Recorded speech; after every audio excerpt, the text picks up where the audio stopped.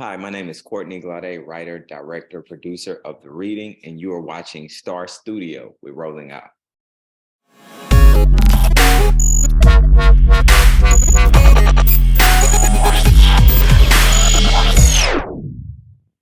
Hello and welcome to Star Studios, the director's chair for Best of a Generation. I am your host, Portia Monique, and today we have the pleasure of speaking with the amazingly talented writer, director, producer, Mr. Courtney Glaude. Welcome to the show. Thank you for having me. Excited to be here. Oh, okay, so I'm going to start off with saying I'm the excited one because I did watch your film, Okay. And I can say, oh my God, what a surprise and delight. What a fascinating tale. And I want to get right into it because it was all types of twists and turns, and you just didn't know where you were going to go with it. Right. Before we get started, I like to start from the beginning, right? So Okay. walk us through your journey of becoming a writer, director, producer, which came first, Mhm. all of that great stuff. So I think I've always been a writer at heart, but like when I grew up here in Houston, Texas, in like the Fifth Ward area. They don't tell you that you can go to school for being like a screenwriter or anything like that. So I think I've always been interested in stories and things of that nature. Um, when I finally got interested in actual filmmaking, because I was already writing stories, the first thing that you will want to find a director. Well, what would happen is when I would try to do like a short story or like that, I couldn't find a director that would understand the story the way that I wanted to tell my stories. So I had to become a director. Well, then after you become a director, you have to figure out and you have to find a producer to produce the story that you want to tell. Well, I couldn't find a producer that would produce the way that I wanted to produce. So then I had to learn how to produce myself. And then all of those hats just coming together, then we end up with this product. But it took time. Like I didn't go to school for any of this. So everything was trial and error, trying it again and trying it again until you find out who you are in this art. I love that. Now, what age did you discover this love of writing that you had? How old? Oh, I've always so again, like because I've always been, even as a kid, my mom would tell you I never wanted to go play outside. I always either wanted to watch cartoons or watch TV or write. Watch cartoons or watch TV or write. So I've always been interested in writing down the things that were in my mind and telling stories. I think when I was in high school, is when I wrote my first story. I had to catch the bus to school. And one day on a bus, randomly, I was like, "Oh, I'm gonna just write this completed story." Didn't know I was writing a movie. Didn't know any of that. I just wanted to write a complete story. And what's funny about that, I still write and start my films that same way. I don't add structure. I don't do anything. I just write out whatever's on my mind, and then I'll add structure later. So I was saying, like high school, I started wanting to write stories out, but still didn't have the knowledge to know that I was writing a movie or writing a script or anything like that. Mm, I love that. So let's get into this new film, right? Okay. This film is dynamic. It's thrilling. It's captivating. It's original. It's scary. It's gruesome. It's funny. All of it wrapped into one. And I read a quote from you that said, this film is a crazy roller coaster. Mhm. And I couldn't define it any better, right? So it most certainly is a crazy roller coaster. But let's get into this masterpiece of a film. What Okay. was the inspiration and what are people in store for when they watch it? So the inspiration actually just started for something simple. It was just the moment. I was watching TV and I saw this young medium named Tyler. He was a young kid at the time. He was interviewing Bobby Brown, and he didn't know who Bobby Brown was. So his reaction when he figured out who Bobby Brown was, he was in shock. But how he looked, he was so surprised. But it didn't look happy. He looked like, and so from that moment, I was like, "Ooh, I want to write a script where I can get to that moment. I want to get to that moment." And my story just developed around that. So in this particular film, we have Emma Leedon that's played by Monique, and obviously she went through something gruesome in her life. And then we bring in Sky Brown that's going to do a medium for her, played by Chastity Sorrell. And that's when we get in the house. Boom. Because we don't want to give it away. I know. You see, I paused because I had to pause for a second. Right. But let's talk about plot twists. Okay. Because I'm still scratching my head at the ending, but we're not gonna go there just yet. Okay. How did you come up with the plot twist like that? One of my favorite writer directors is M. Night Shyamalan. I love Sixth Sense, the movie Sixth Sense. He did this movie Sixth Sense. Sixth Sense is the movie that I saw that made me think that I could do this. When I saw that movie, I was like, ooh, I think like that. And so M. Night has been, to how I tell stories, M. Night is somebody that I'm a true fan of because I love how he tells stories.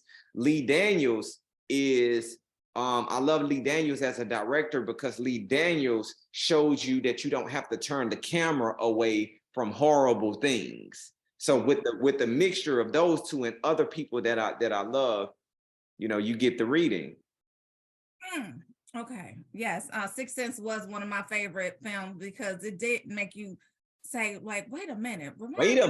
Let me rewind this. Wait a minute. Us all because, right? And that's how I feel with yours. I'm like, did he fool us all? And you did. So let's go into talking about Academy Award nominated filmmaker, producer Lee Daniels. Walk us through that experience, right? So you just spoke about how he isn't afraid to show some of the not so palatable things on screen, right? Some of those gruesome things. How did you meet him and how did you end up collaborating with him? So after the film was completed, which a lot of people don't know, the film was done. I didn't know Lee, but the film was all the way done. And at that time, the film's time was 2 hours and 6 minutes. So it was 2 hours and 6 minutes long. And so I sent the film to my some of my executive producers, and they didn't like it. They were like, "Nah, this ain't it." And one of the statements that they made was, you need to get in a room with somebody that's not your friend so that they could tell you the truth. Well, like, I'm from Houston. If you dare us, if you doubt us, we have this thing where it's like, all right, I'm gonna show you. So my thought was, I want to meet Lee. At the time I was working with my manager, Rob, and Rob already had a connection to get to Lee. He made a couple of calls.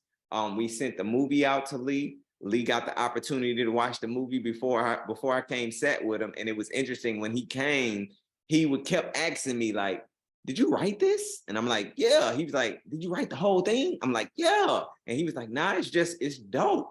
And he fell in love with the movie from the jump, but he just wanted me to tighten it up. So Lee came in to help me tighten up the story that I already wanted to tell. As you see now, we have a movie that's about an hour and 30, an hour and 40 minutes long. But working with him was a joy. Like, Lee was very, he was hands-on. He was like, no, you need to come out. We need to sit in the editing room. He showed me like the things that I needed, and I didn't need to tell my story. Like, even now, he'll answer the phone every time I call. Look at you manifesting things over there. Listen, I have this thing called Circle Maker. I have my prayer journal. I encourage everybody, write it down, pray about it, and circle it every single day. Manifestations. Wait, okay, that's a conversation for another day. Anytime. Yes, for sure. But yeah, you over there manifesting things, meeting people that you want to meet, and getting films made that are for sure going to be award winning. I received that. Put that in the atmosphere too. I received that. One nugget that you took away from working with Lee that you will cherish for life? Be open to hearing someone else's vision about what you're trying to portray on screen. You're very, very close to what we call the baby that you've made. This baby that you've made, you're very, very close to it. allow somebody that's not that close to look at it, to just help you clean it up. Just be open to someone else's opinion of your art, but also stand strong on the things that you're standing strong on. Because me and Lee didn't agree on everything. I stood strong on certain things and I bend on certain things. And now we ended up with the film that we have today. I love it. I love it. I love it. Now you said the film was already done. So did Lee actually get a chance to work with Monique on it, or did you guys kind of reshoot some of the scenes, or did they not work together at all on this? No, they didn't work together on this particular film. The film was shot. They came together after the film was done and rekindled everything. And they're working on another film, I think at the moment, or just got through shooting another film. That what a blessing that is too. But working with Monique was stellar, right? So she obviously was perfect for this role. Was this written for her, or did you think about her after it was written? How did that go? Or how did it go for pitching her for this role? So truthfully, there was Monique. I always knew from and I'm saying I don't know anybody. Like, I'm a Houston filmmaker that just wants to get things done, right? So from the moment that I touched the pen, the pad, I knew I was gonna get Monique for this role. I could hear her. I wanted to push her in. I don't think, me personally, and you've seen it, I don't think anybody has ever seen her in this type of role before. So I wanted to push her to the level. I wanted to do something that I felt could push her to the level of just something else that she hadn't done. So working with her, and she was so open about hearing my ideas, and then we were so open about working together. Like, a lot of times she would come on set, she would like, all right, can I play a little bit? And I'm like, yeah, go ahead. And then she would just go. So she really became the character that you seen.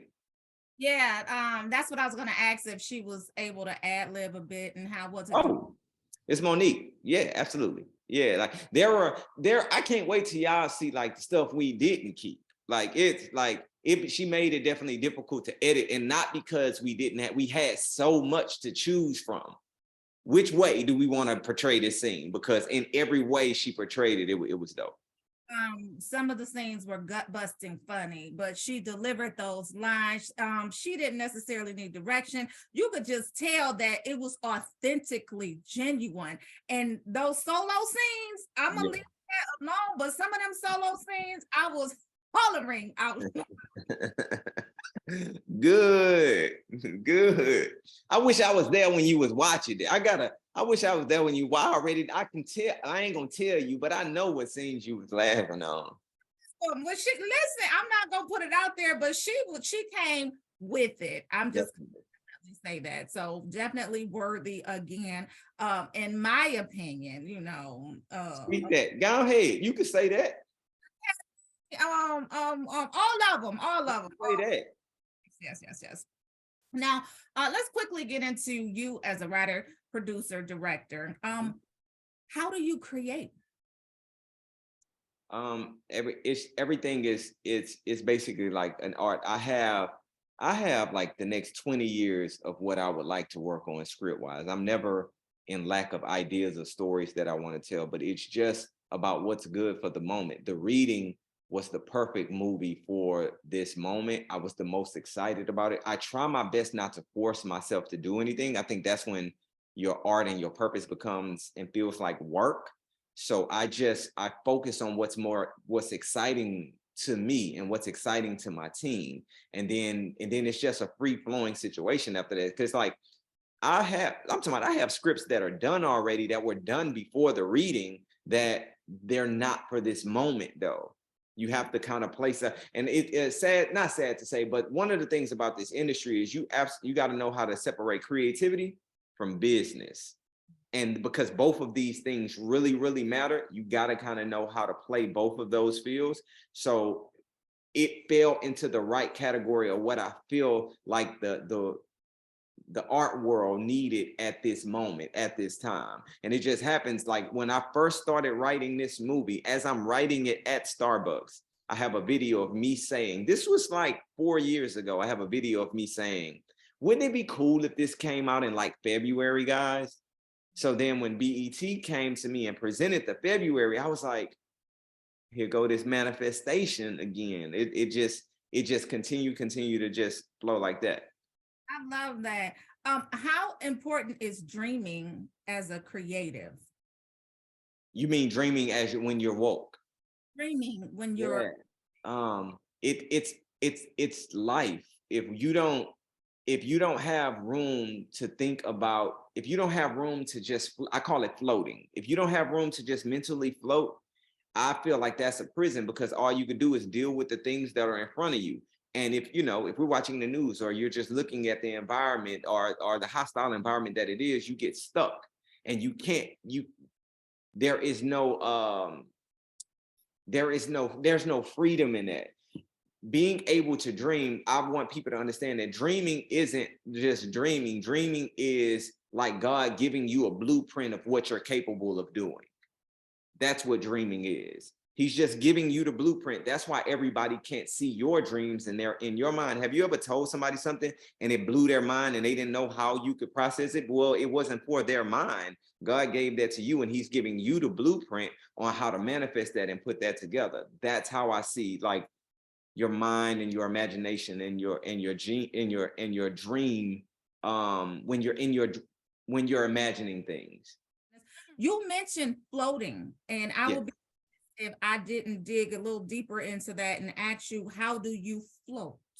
Okay. So like mentally, we live in a world where everybody tell us that what focus is and how to focus and how to do that. When reality, when you're driving in a car and if you cut your radio off and you just sit, you will begin to float, because your mind will just begin to graze. It just floats.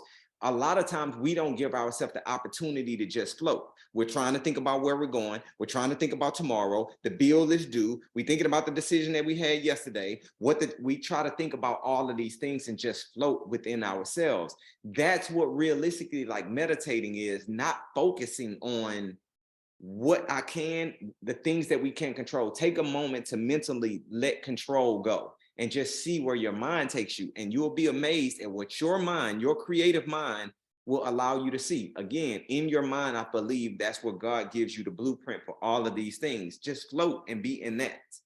Hmm. That gave me chills. Um, how do you want to impact the culture with your creativity and your projects? I really would like the culture to understand that there is a ceiling that has been put that doesn't really exist for us.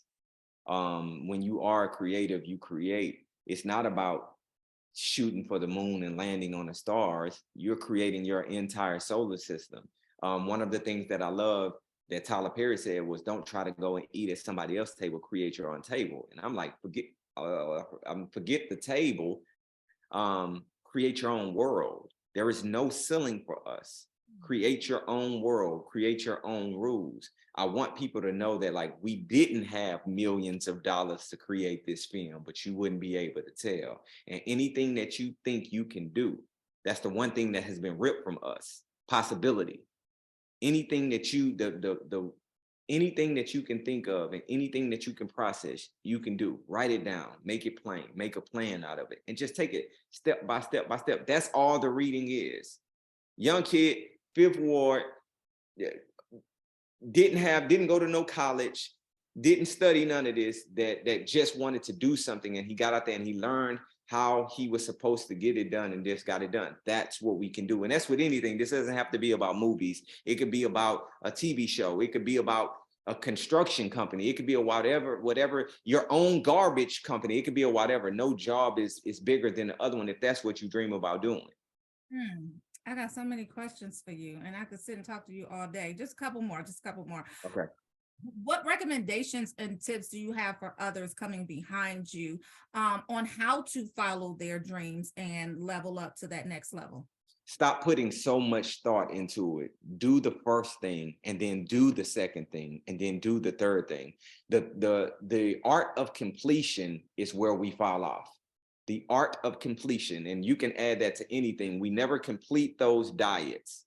We never complete that schooling that we chose. That we never complete that college, that course that we wanted to go to. We never complete that dress that we were making. We never complete those things. The art of completion, regardless if it's good or bad. If you have a dream, complete it. If you have a restaurant, open it. And it doesn't have to be, what do they call it? Like a brick and mortar or whatever. Like sell food plates out your truck. That's your restaurant.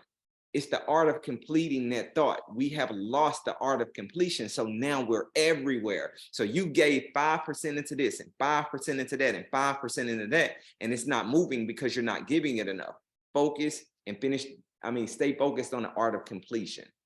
You better come through. Hey, listen, I need my own show. Come on. Oh my God. Okay, so okay, I lied. I said a couple more. But Okay, let's go. so you spoke about Tyler Perry and some of the others that inspire you. What collaborations do you see happening in the future? I definitely would love Blumhouse and Tyler. Those are my two 2023s that I would love, Blumhouse and Tyler, to be two meetings that I take. I already have ideas that I think would be fruitful to a collaboration on that behalf. Mm. So as this segment is highlighting the best of a generation, which you most certainly are, what does it mean to you to walk in excellence and become the best of your generation?